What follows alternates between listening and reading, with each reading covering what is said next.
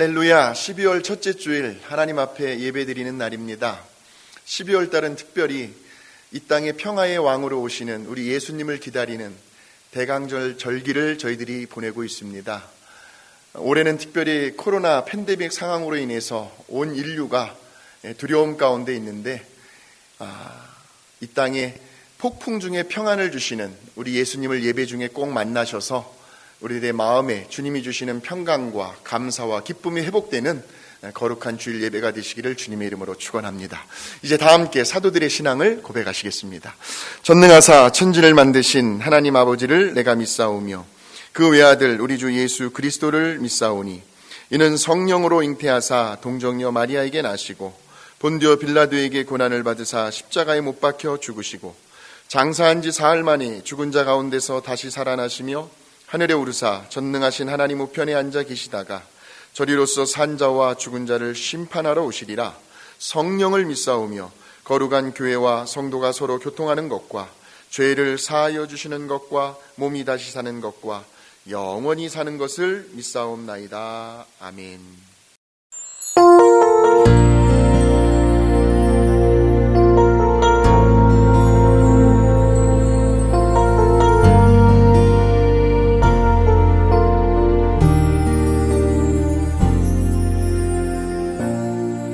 하늘의 문을 여소서 이곳을 주목하소서 주를 향한 노래가 꺼지지 않으니 하늘을 열고 보소서 이곳에 임재하소서 주님을 기다립니다. 기도의 향기가 하늘에 닿으니 주여 임재하여 주소서. 이곳에 오셔서 이곳에 앉으소서. 이곳에서 예배를 받으소서. 주님의 이름이 주님의 이름만이 오직 주의 이름만 이곳에 있습니다.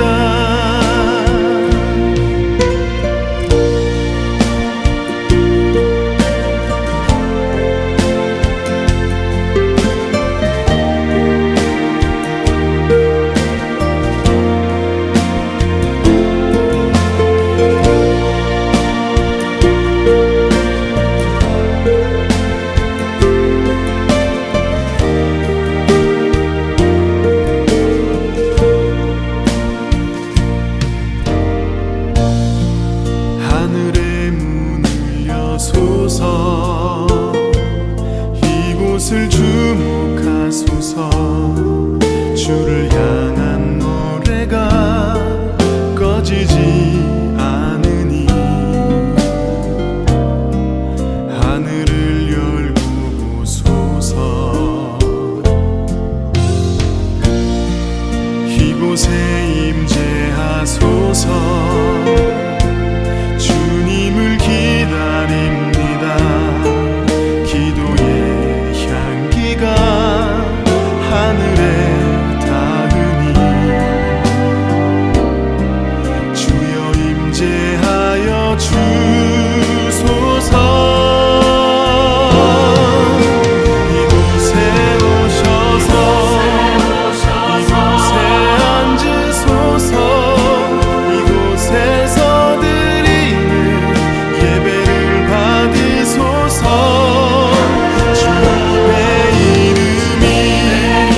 주님의 이름만이 오직 주의 이름만 이곳에 있습니다. 이곳에 오셔서 이곳에 앉으소서. 이곳에서 드리는 예배를 받으소서. 주님의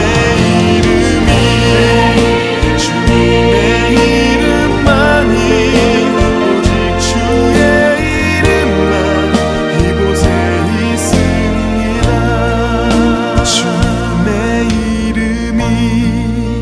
주님의 이름만이 오직 주의 이름만 이곳에 있습니다.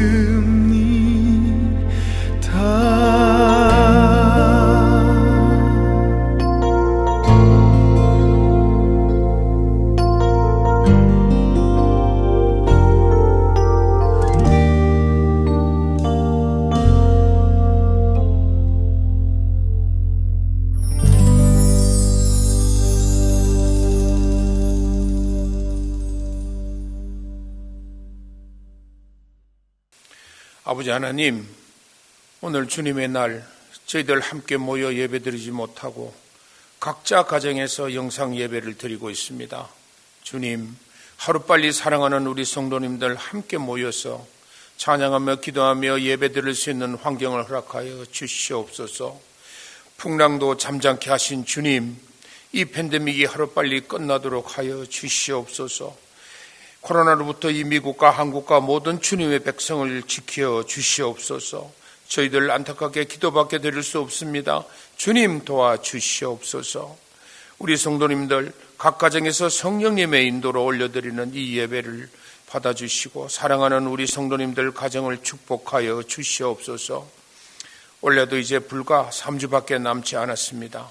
올 2020년도에는 정말 많은 어려움과 힘들고 아픔 가운데서도 주님의 사랑으로 광야 40년의 불기둥과 구름 기둥으로 지켜주신 같이 저희들 보호하여 주심을 진심으로 감사드립니다. 남은 3주 동안 우리 모두에게 하나님께서 허락하신 2021년도에 새 소망과 새 꿈을 위한 기도와 모든 준비를 잘할 수 있도록 인도하여 주시며 축복하여 주시기를 간절히 바라고 원합니다. 주님, 이제 우리 교회의 새로운 조직과 부서와 구역들이 세워졌습니다. 우리 직분자들이 각자의 자리에서 우리의 신실한 믿음과 온 열정으로 우리 성도님들을 잘 섬길 수 있도록 환경과 처지와 능력을 허락하여 주시옵기를 간절히 바라고 원합니다. 말씀으로 거듭나는 교회가 되게 하여 주시옵소서.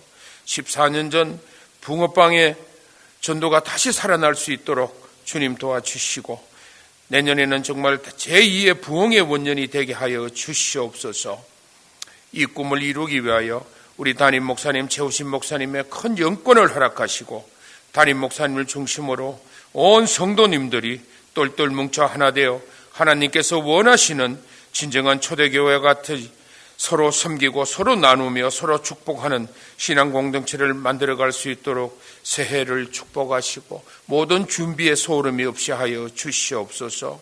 또한 새해는 주님께서 저희들 각자에게도 새 꿈을 허락하시고 주님이 원하시는 삶을 깨닫고 말씀대로 실천하며 살아갈 수 있도록 은혜 내려주시기를 간절히 바라고 원합니다. 주님, 우리 원로 목사님과 은퇴 목사님도 함께 하셔서 주신 사명 잘 감당하실 수 있도록 건강과 능력 허락하시고 축복하여 주시옵소서. 주님, 이 시간 지난주 건강한 모습으로 교회에 오셔서 감사드린 우리 최 집사님을 회복시켜 주심을 감사드립니다. 특별히 여러분의 척추 수술 등으로 고생하신 최 집사님의 주님에 대한 믿음과 또 담임 목사님을 비롯하여 온 성도님들의 기도와 부인 집사님의 간절한 간호에 응답하여 주심을 진심으로 감사드립니다. 이제 두 분의 남은 여생 온전히 주님께 바쳐드릴 수 있도록 축복하여 주시옵소서. 주님, 지금 이 시간에도 병상에 계시는 우리 성도님들, 투병 중에 계시는 모든 우리 성도님들에게 최 집사님에게 보여주신 같이 주님의 사랑으로 치료시켜 주시고 회복시켜 주시기를 간절히 바라고 원합니다. 또한 주님, 지금 하장로님과 조장로님 지금 회복 중에 계십니다. 하루빨리 회복시켜 주셔서 주님의 사랑을 전극해 하여 주시옵소서. 또 주님, 저희들 가운데는 연약하시고 연로하신 분들이 많이 계십니다. 이들을 다시 한번 굳세게 붙드셔서 영육간에 강건케 하여 주셔서 남은 여생 다시 한번 주님 나라 확장에 사용하여 주시기를 간절히 바라고 원합니다. 무엇보다도 혼자 외롭게 사시는 성도님들 외롭지 않게 항상 동행하여 주셔서 행복한 나날 될 수 있도록 축복하여 주시옵소서. 이제 이 시간에는 우리 담임 목사님, 최우신 목사님을 통해서 주시는 하나님 말씀에 큰 권능과 말씀의 능력을 허락하셔서 우리를 향하신 하나님의 뜻을 깨닫게 하시고 우리들의 상처받은 영혼들을 치유케 하시고 모든 삶에서 주님의 말씀대로 항상 기쁘게 감사하며 새롭게 살아갈 수 있도록 축복하여 주시옵소서. 하나님, 우리 교회가 행하고 있는 선교와 구제 사역의 지경을 넓혀 주시옵소서. 또 저희들에게 허락하신 사명을 잘 감당할 수 있도록 우리들에게 모든 환경과 여건을 허락하여 주시기를 간절히 바라고 원합니다. 아버지 하나님, 다시 한번 기도드립니다. 이 코로나로부터 저희들을 보호하여 주시고 주님의 백성을 보호하여 주시옵소서. 아버지 하나님, 또한 주님 2021년 희망찬 우리들의 삶에서도 늘 향기로운 찬양과 기쁨으로 주님과 기도로 교통하는 복된 삶이 될 수 있도록 축복하여 주시옵소서. 이 모든 말씀을 우리 주 예수 그리스도 이름 받들어 간절히 기도드립니다. 아멘.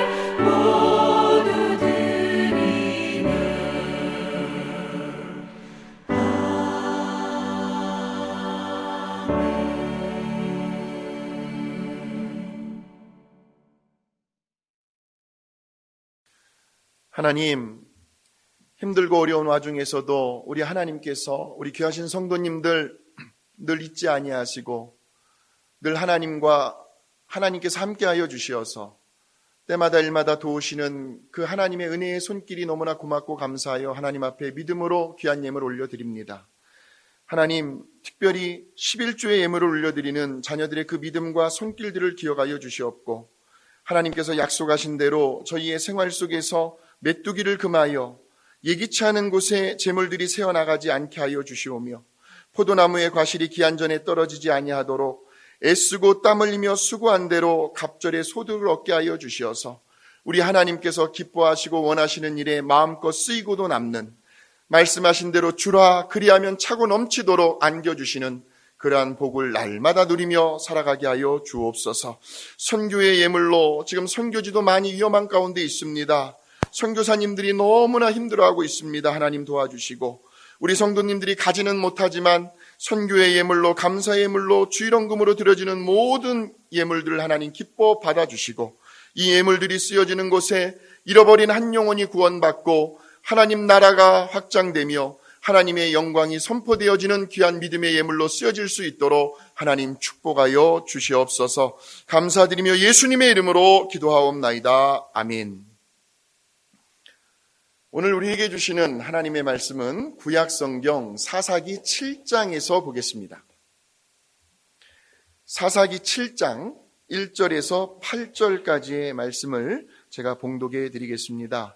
여룻바알이라는 기드온과 그를 따르는 모든 백성이 일찍 일어나 하롯셈 곁에 진을 쳤고 미디안의 진영은 그들의 북쪽이요 모래산 앞 골짜기에 있었더라. 여호와께서 기드온에게 이르시되 너를 따르는 백성이 너무 많은즉 내가 그들의 손에 미디안 사람을 넘겨주지 아니하리니 이는 이스라엘이 나를 거슬러 스스로 자랑하기를 내 손이 나를 구원하였다 할까 함이니라. 이제 너는 백성의 귀에 외쳐 이르기를 누구든지 두려워 떠는 자는 길르앗산을 떠나 돌아가라 하라 하시니 이에 돌아간 백성이 22,000명이요 남은 자가 10,000명이었더라. 여호와께서 또 기드온에게 이르시되 백성이 아직도 많으니 그들을 인도하여 물가로 내려가라. 거기서 내가 너를 위하여 그들을 시험하리라.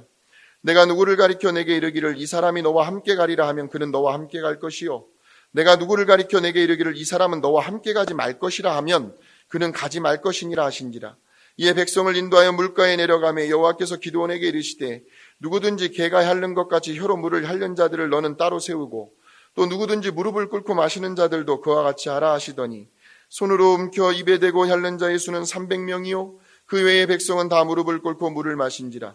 여호와께서 기드온에게 이르시되 내가 이 물을 핥아 먹은 300명으로 너희를 구원하며 미디안을 내 손에 넘겨주리니 남은 백성은 각각 자기의 처소로 돌아갈 것이니라 하시니 이에 백성이 양식과 나팔을 손에 든지라. 기드온이 이스라엘 모든 백성을 각각 그의 장막으로 돌려보내고 그 300명은 머물게 하니라. 미디안 진영은 그 아래 골짜기 가운데 있었더라. 아멘. 오늘은 두려움을 몰아내는 원리라는 제목으로 하나님 말씀 전하겠습니다. 두려움을 몰아내는 원리입니다.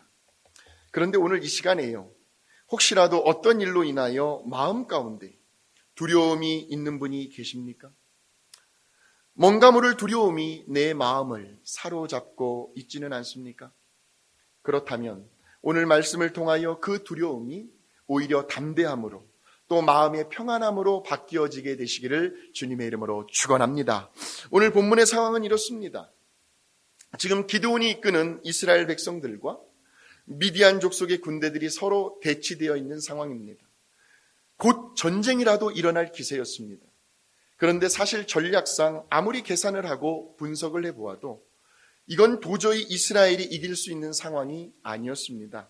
확률로 따져보아도 거의 0%에 가까운 수치였습니다. 왜냐하면 지금 미디안 족속들은 이미 전쟁에 닳고 다른 민족들이었습니다. 전쟁의 경험이 많은 족속들이었습니다. 자, 또 어디를 보시냐면 사사기 7장 12절을 보세요. 사사기 7장 12절입니다. 미디안과 아말렉과 동방의 모든 사람들이 골짜기에 누웠는데 메뚜기의 많은 수와 같고 그들의 낙타의 수가 많아 해변의 모래가 많음 같은지라. 잘 보세요. 그러니까 지금 그들의 숫자가 메뚜기의 많은 수와 같고 예전 개역 성경에는 메뚜기 떼와 같다라고 번역이 되어 있습니다. 멀리서 보면요, 그냥 시커멓다고 보시면 됩니다. 사람들의 머릿수를 헤아릴 수 있는 숫자가 아니라는 말씀이죠. 또 어떤 표현이 나오냐면 낙타의 수가, 아마도 이 낙타는 전쟁에서 먹고 살기 위한 군량미를 싣고 오는 낙타들이었을 것입니다. 그 수가 해변에 모래가 많음 같았더라 라고 나옵니다. 그러니까 사람들의 이런 표현은 상대하기가 불가능한 숫자였다는 말씀입니다. 어떻게 모래알을 우리가 셀 수가 있습니까? 그러니 감히 싸워볼 엄두조차 나지 않는, 뭔가 해보기도 전에 기가 질려버리는, 그 앞에서 위축될 수밖에 없고 너무나도 두렵고 떨리는 나머지 싸워보기도 전에 전의가 상실되어 버리는 그런 상황이었다는 말씀입니다. 무슨 말일까요? 이것은 도저히 사람의 힘으로는 싸워 이길 수도 없는, 해결할 수도 없는 그 거대한 문제 앞에 지금 기드온을 비롯한 이스라엘 백성들이 서 있다는 말씀입니다. 자, 그럴 때에 이 문제를 우리는 어떻게 풀어가야 할까요? 그 문제 앞에서 위축되어 있고 이스라엘 백성들의 마음을 지배하고 있는 3절의 말씀을 한번 보세요. 3절. 거기에 보시면 누구든지 두려워 떠는 자는 이라고 나와 있습니다. 지금 이스라엘 백성들의 마음을 사로잡고 있는 그 두려움이라는 녀석을 어떻게 하면 몰아낼 수 있을까요? 바로 그 원리를, 두려움을 몰아내는 원리를 오늘 말씀을 통해서 한번 찾아가 보자는 겁니다. 도대체 하나님께서 어떻게 이 문제를 풀어나가시는지, 하나님의 방법이 중요하거든요. 그 영적인 원리를 한번 파헤쳐보고 실제로 그 원리가 정말 이루어지는지 한번 실험을 해보자는 겁니다. 이것이 삶의 적용이고 말씀의 순종입니다. 왜냐하면 말씀은요, 언제나 행함으로 적용되어질 때, 그러니까 오늘도 나에게 들려주시는 하나님의 음성 앞에서, 그 말씀의 권위 앞에서 나 자신을 내려놓고 순종할 때 비로소 말씀의 능력과 역사가 나타나기 때문입니다. 우리 한번 확인해 보실까요? 데살로니가전서 3장 13절입니다. 데살로니가전서 3장 13절에 보시면 너희가 하나님의 말씀을 받을 때에 사람의 말로 받지 아니하고 하나님의 말씀으로 받음이니 이 말씀이 또한 너희 믿는 자 가운데서 역사하느니라. 그러니까 하나님의 말씀은 능력이 있어요. 그런데 아무에게서 역사가 나타나는 것이 아니라 믿는 자 가운데서 역사하시느니라. 말씀은 믿는 자 가운데서 역사한다는 것입니다. 그런데 그 믿음은 어떤 믿음이냐면 야고보서 2장 22절이죠.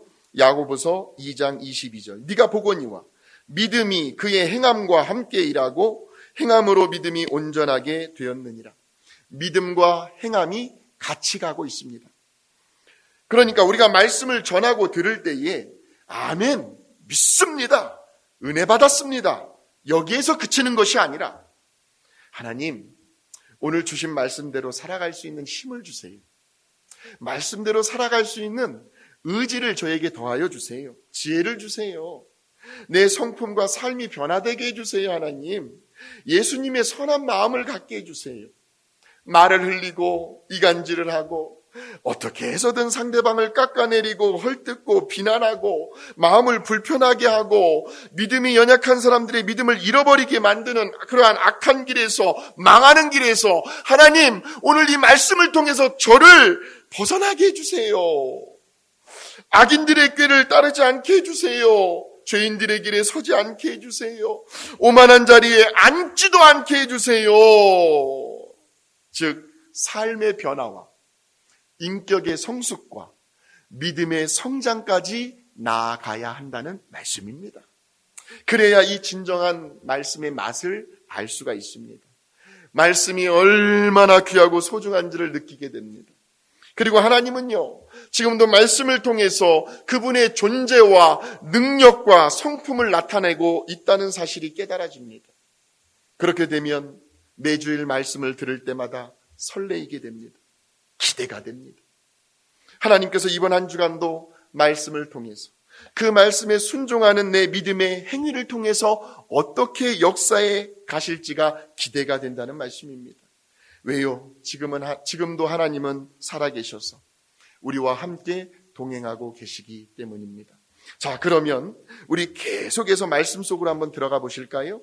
자, 사사기 7장 1절을 보겠습니다. 사사기 7장 1절입니다. 여룻바알이라 하는 기드온과 그를 따르는 모든 백성이 일찍이 일어나 하롯셈 곁에 뭐를 쳤어요? 진을 쳤어요. 전쟁 준비를 하고 있습니다. 자, 지금 기드온이라는 이름 앞에 어떤 별칭이 붙어 있냐면 그냥 기드온이라고 해도 될 텐데 여룻바알이라 하는 기드온이라고 부르고 있습니다. 그러니까 태어날 때부터 자신이 선택하지 않았어요.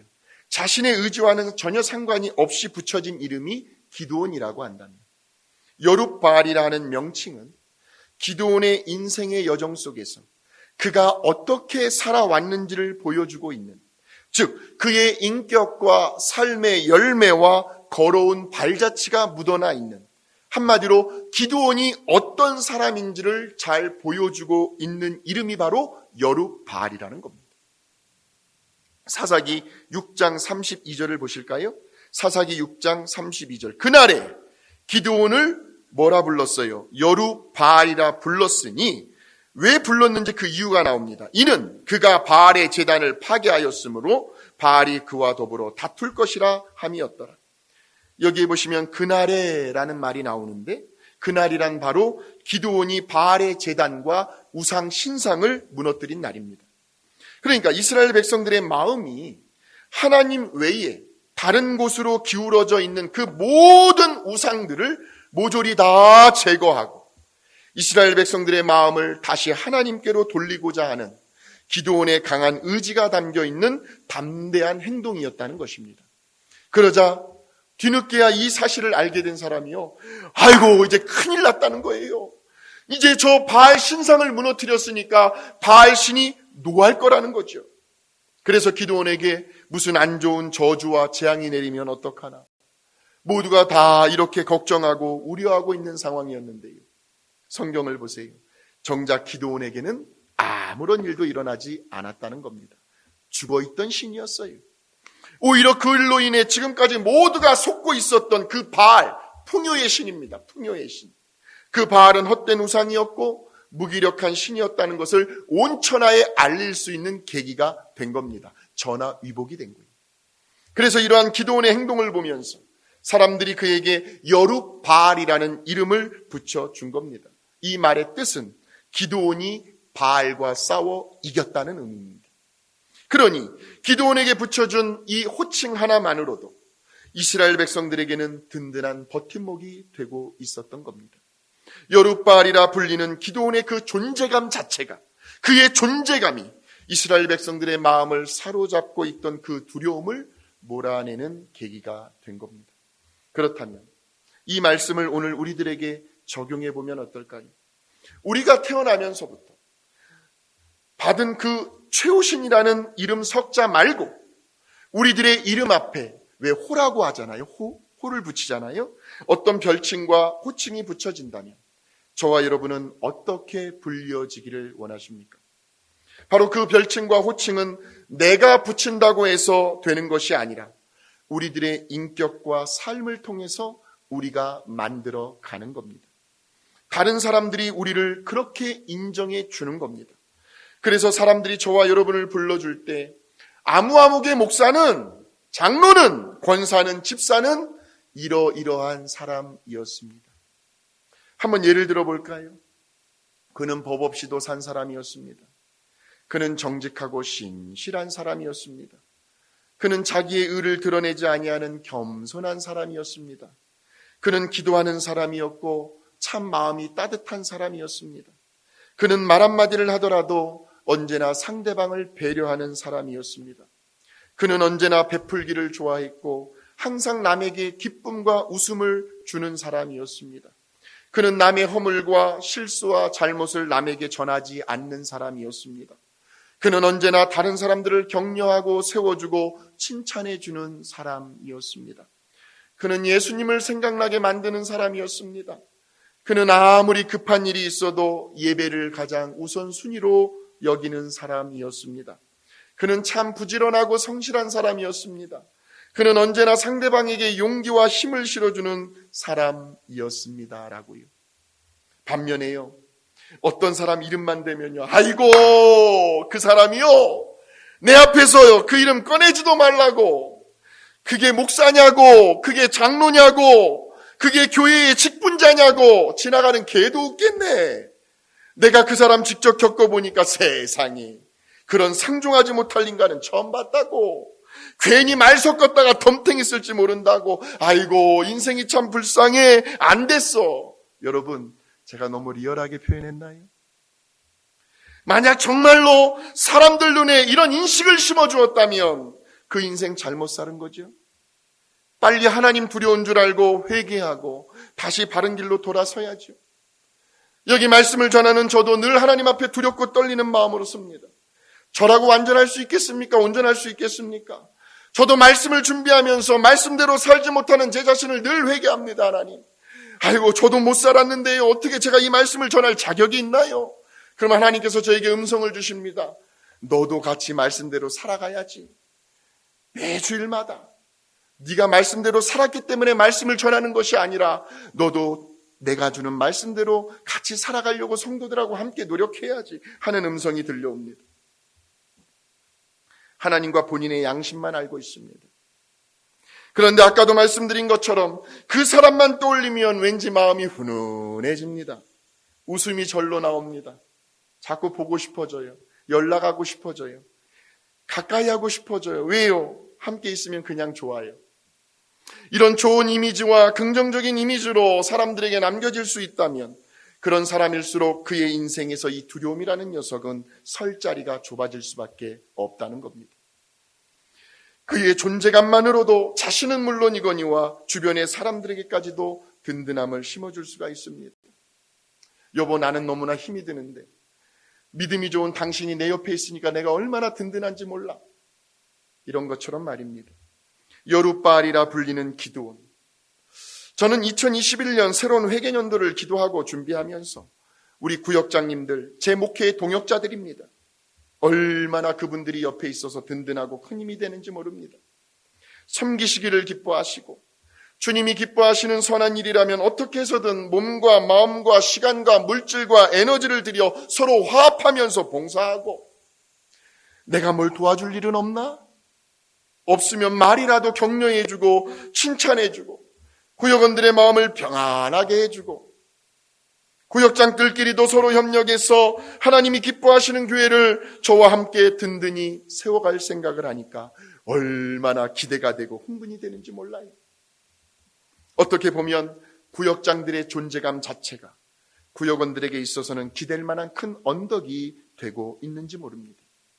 왜냐하면 목회자는요, 설교자는요, 구역원들에게 이렇게 사십시오 라고 말을 해주지만 우리 구역장들은 구역원들과 함께 생활하면서 직접 삶으로 이렇게 사는 거라는 것을 보여주는 사람들이기 때문입니다. 그래서 거의 구역원들은 구역장을 닮아갑니다. 그래서 어떤 구역은요, 구역원들이 목회자보다 우리 구역장을 더 신뢰하고 존경하는 분들이 있습니다. 우리 구역장님 최고라고. 아주 바람직한 현상입니다. 어떤 구역장은 때로는 구역원의 믿음이 흔들리고 힘들어하고 있을 때에 사람 보고 신앙생활하지 말라고, 어디에든 사람을 보면 반드시 실망할 때가 찾아온다고, 그러니 오직 하나님만 바라보고 믿음을 끝까지 지키라고 그렇게 권면해주는 구역장이 있어요. 그러니 저의 목회가 얼마나 행복하겠습니까? 지금 기드온은 그의 삶을 통하여 여룻바알이라는 별칭, 바알과 싸워 승리했다라는 존재감을 갖고 있습니다. 그 존재감이 이스라엘 백성들에게 기댈 만한 든든한 언덕이 되어주고 있습니다. 그렇다고 한다면 사랑하는 성도 여러분, 앞으로 저와 여러분의 남은 생애가 서로에게 아무개 그는 이러이러한 분이었노라고 서로에게 좋은 기억을 심어줄 수 있는, 아름다운 신앙의 유산과 좋은 이미지를 남겨줄 수 있는 저와 여러분이 되어야 하지 않겠습니까? 이것이 두려움을 몰아내는 첫 번째 원리입니다. 삶을 통하여, 말이 아니에요. 나의 믿음 생활을 통하여 내 이름 석자 앞에 좋은 이미지를 날마다 만들어가는 겁니다. 긍정적인 인상을 남기는 겁니다. 마지막 두려움을 몰아내는 두 번째 원리는, 지금 이스라엘 백성들이 미디안 족속의 군대 앞에서 어떻게 하고 있습니까? 두려워 벌벌 떨고 있습니다. 그때에 하나님께서 어떻게 처방하고 계시는지를 보시면 됩니다. 그 처방전은 또 한 번 우리를 깜짝깜짝 놀래게 합니다. 자, 보세요. 지금 어떻게 해서든 한 사람이라도 더 나가서 싸워야 할 판인데 하나님은 기드온에게 뭐라고 말씀하시냐면, 기드온아, 숫자를 줄여라. 그것이 사사기 7장 2절에 나와 있어요. 사사기 7장 2절입니다. 여호와께서 기드온에게 이르시되 너를 따르는 백성이 너무 많은즉 내가 그들의 손에 미디안 사람을 넘겨주지 아니하리니. 그러니까 우리 하나님은요, 기드온아, 너를 따르는 백성이 너무 많아. 그렇게 많은 숫자로는 내가 너에게 전쟁의 승리를 안겨줄 수 없단다 하는 말씀입니다. 그런데 정말 숫자가 많았을까요? 아까 미디안 군대를 보세요. 메뚜기 떼와 같았다라고 제가 말씀을 드렸습니다. 그에 비하면 사사기 7장 3절입니다. 사사기 7장 3절. 이제 너는 백성의 귀에 외쳐 이르기를 누구든지 두려워 떠는 자는 길르앗산을 떠나 돌아가라 하라 하시니 이에 돌아간 백성이 22,000명이요 남은 자가 10,000명이었더라. 그러니까 돌아가기 전에 이스라엘 군대의 숫자가 얼마라고요? 32,000명이었다는 거예요. 거기에 비하면 지금 미디안 군대의 숫자는 사사기 8장 10절에 나와 있습니다. 사사기 8장 10절로 갑니다. 이때에 세바와 살문나가 갈골에 있는데 동방 사람의 모든 군대 중에 칼든 자 12만 명이 죽었고 그 남은 15,000명가량은 그들을 따라와 거기에 있더라. 전쟁의 결과입니다. 그런데 빨리 계산을 해보세요. 전쟁하기 전에 미디안 군대의 숫자가 얼마인지를 12만 명 플러스 15,000명 13만 5천 명입니다. 지금 3만 2천 명으로도 싸우기에는 너무나 버거운 숫자인데 하나님은 그것도 많다는 거예요. 그러니까 우리가 생각하는 기준은요, 숫자가 많으면 많을수록 좋을 것 같아요. 그래야 전쟁에서 이길 승산이 더 높아질 것 같아요. 또한 많으니까 서로 더 의지하게 되고 든든하기도 하고요. 그래서 두려움도 줄어들 것 같아요. 그런데 하나님께서 생각하시는 기준은 숫자의 많음이 아니었습니다. 여러분, 요즘 현대교회를 판단하는 기준이 무엇이 되고 있습니까? 교인들의 숫자요? 헌금의 액수요? 화려한 건물이요? 당연히 현실적으로 필요하고 무시하지 못할 것들이지만 물론 편리할 수는 있습니다. 그러나 이것들이 본질은 아닙니다. 하나님이 판단하시는 기준이 아니라는 거예요. 무조건 많다고 해서 좋은 것은 아니라는 말씀입니다. 정말 중요한 것은요, 어떤 종류의, 어떤 부류의 사람들이 있느냐가 중요한 거예요. 비록 그 사람들의 숫자가 적다 할지라도 하나님은 성숙한 그 믿음의 사람들을 통하여 얼마든지 하나님의 뜻을 펼쳐 가실 수가 있다는 겁니다. 이것이 하나님의 처방전이었어요. 성경의 역사를 보세요.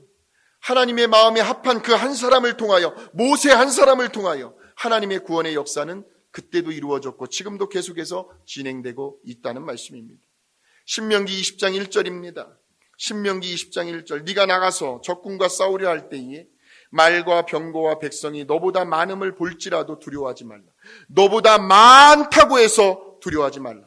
애굽 땅에서 너를 인도하여 내신 내 하나님 여호와께서 너와 함께 하시느니라.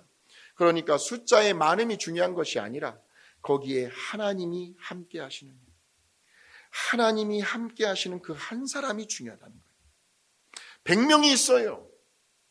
그 100명이 다 하나님이 함께 하시는 사람이라면 100명 좋아요. 1000명도 마찬가지예요. 10,000명도 마찬가지예요. 중요한 것은 숫자의 많음보다도 거기에 하나님이 함께 하시느냐. 그러니까 아무리 숫자가 많다고 해도 벌써 그 마음 가운데 하나님을 의지하는 믿음보다도 현실에 대한 두려움으로 가득 차 있는 사람들이 있다면 하나님은 그들을 데리고 아무런 일도 할 수 없다는 것이 하나님이 내린 처방전이었습니다. 다시 한번 사사기 7장 3절을 보세요. 사사기 7장 3절입니다. 누구든지 두려워 떠는 자는 길르앗산을 떠나 돌아가라. 두려워 떠는 자는 누구든지 돌아가라는 거예요. 그래서 하나님께서 32,000명에서 점점 숫자를 줄여가시는데요. 몇 명까지 줄여가시냐면 사사기 7장 7절에 나오지요. 7절의 말씀입니다. 여호와께서 기드온에게 이르시되 내가 이 물을 핥아먹은 300명으로 너희를 구원하며 미디안을 내 손에 넘겨주리니 남은 백성은 각각 자기의 초소로 돌아갈 것이니라. 결국에는 300명만 남게 됩니다. 기드온의 300명의 용사지요. 300대 얼마입니까? 13만 5천입니다. 이것이 하나님이 하시는 방법입니다. 그렇다면 하나님은 왜 이런 처방전을 내리셨을까요? 그것이 사사기 7장 2절에 나와요. 7장 2절입니다. 이는 이스라엘이 나를 거슬러 스스로 자랑하기를 내 손이 나를 구원하였다 할까 함이니라. 스스로 자랑하기를. 그러니까 순전히 누구의 힘으로요? 자신들의 힘으로 전쟁에서 이겼다고 할까봐, 하나님이 배제된 자신들의 군사력만으로 승리했다고 할까봐 교만이지요. 그래서 하나님은 아예 처음부터 그런 교만의 싹들을 다 뽑아내었던 겁니다. 즉 전쟁의 승패는 말과 병거, 군대의 숫자, 군사력에 있는 것이 아니라 오직 나 만군의 여호와 하나님께 달려있다는 사실을 깨우쳐 주고 싶으셨던 겁니다. 그러므로 두려움을 몰아내는 두 번째 원리는 오늘 우리들에게 두려움을 가져다주는 그 모든 여건과 환경과 상황, 심지어는 이 코로나 팬데믹까지도 이 모든 문제들을 능히 컨트롤하실 수 있는 분은 오직 살아계신 만군의 여호와 하나님 외에는 없다라고 믿고 고백하며 하나님을 끝까지 신뢰할 수 있는 믿음의 사람, 겸손한 사람만이 두려움을 몰아낼 수 있다는 말씀이죠. 왜요? 그 사람 속에는요, 두려움의 요소보다도 더 크신 위대한 하나님이 함께하고 계시기 때문입니다. 그러니까 한마디로 어디를 바라볼 것인가? 시선의 문제라는 겁니다. 자꾸 우리들에게 두려움을 가져다주는 환경과 상황과 문제를 바라보게 되면 그 두려움이 나도 모르게 내 마음 가운데 전염이 됩니다. 그런데 히브리서 12장 2절의 말씀입니다. 히브리서 12장 2절. 믿음의 주요 온전하게 하시는 이인 누구를 바라보자? 예수를 바라보자. 우리 예수님을 끊임없이 생각하고 묵상하고 바라보다 보면 예수님의 평안이 우리에게 전염이 됩니다. 예수님의 그 강하고 담대함이 우리에게 전달이 됩니다. 사랑하는 성도 여러분, 지난 한 주간도 예수님을 얼마나 생각하셨습니까? 예수님 앞에 얼마나 묵상하시고 예수님을 바라보셨습니까? 이것이 중요합니다. 자, 요한복음 16장 33절입니다. 이것을 너희에게 이르는 것은 너희로 내 안에서 평안을 누리게 하려 함이라. 세상에서는 너희가 환난을 당하나 담대하라, 내가 세상을 이기었노라.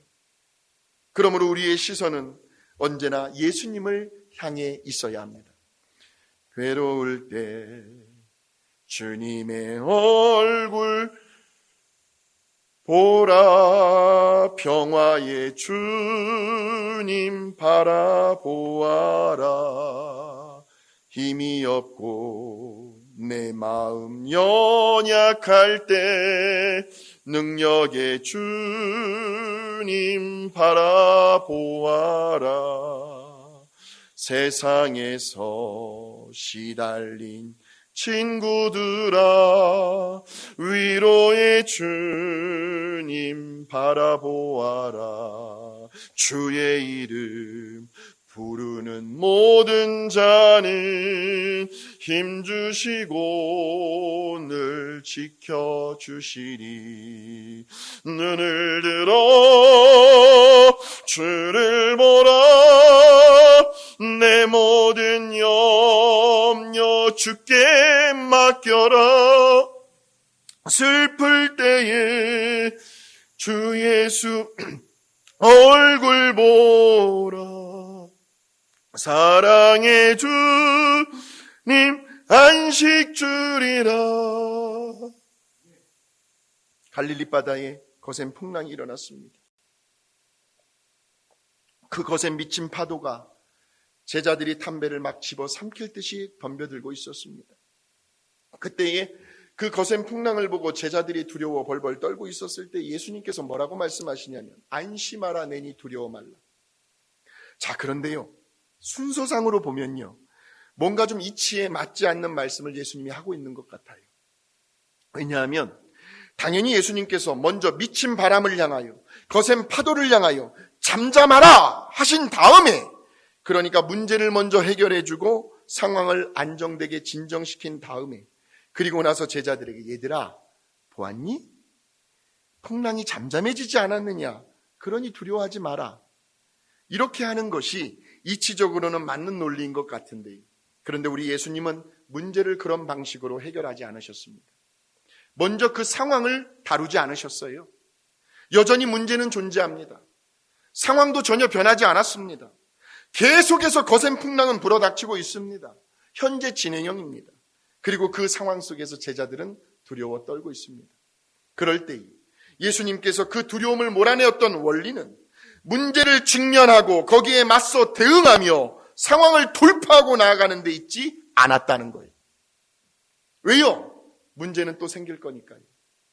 그 상황은 더 걷잡을 수 없이 내가 그 상황을 좀 진정시키려고 노력하면 할수록 더 와전이 될 것이고 더 안 좋아지게 될 거니까요. 그러므로 문제가 있을수록, 상황이 안 좋을수록 저와 여러분이 해야 할 일은 오직 하나, 주님만을 바라보는 겁니다. 주님의 선한 마음을 품는 겁니다. 그러면 그때부터는 누가 앞장서서 일하실까요? 우리 주님이 나서십니다. 그리고 어떻게 해서라도 고난과 시련과 역경을 통해서라도 잘못된 길에서 돌아서게 하십니다. 왜요? 하나님이 보실 때는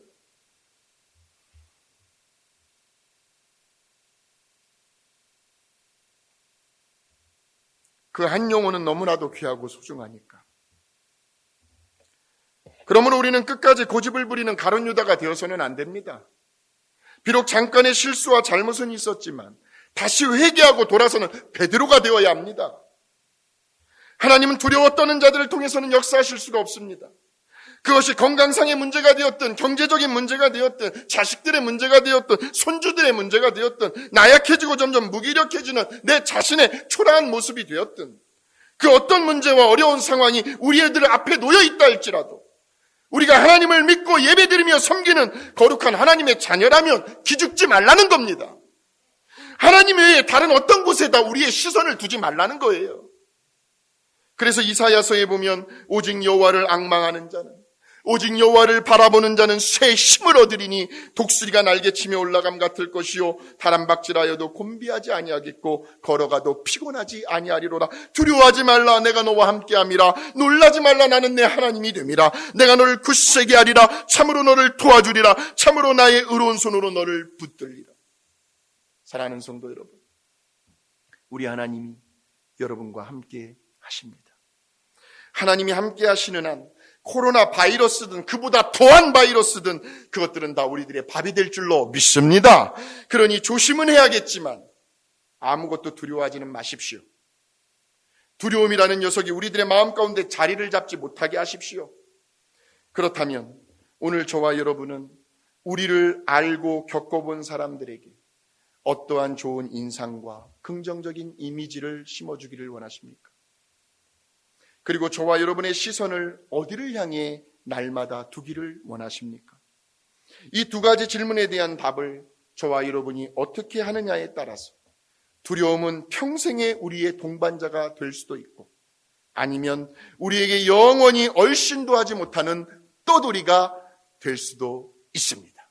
그간도 두려움을 몰아내는 이 두 가지 원리를 꼭 실천해 보셔서 날마다 하루하루를 담대하게 살아가는 저와 여러분이 되시기를 주님의 이름으로 축원합니다. 거룩하신 하나님 아버지 감사합니다.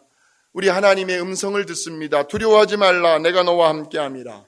놀라지 말라 나는 내 하나님이 됨이라. 내가 너를 굳세게 하리라. 참으로 너를 도와주리라. 참으로 나의 의로운 오른손으로 너를 붙들리라. 이러한 하나님의 음성을 들었사오니 예수님의 선한 마음을 품고 예수님을 생각나게 만드는 성숙한 믿음의 삶을 살아가게 하여 주시옵소서. 아무리 힘들고 괴로운 일이 있다 할지라도 오직 살아계신 주님만 바라보게 하여 주시옵소서.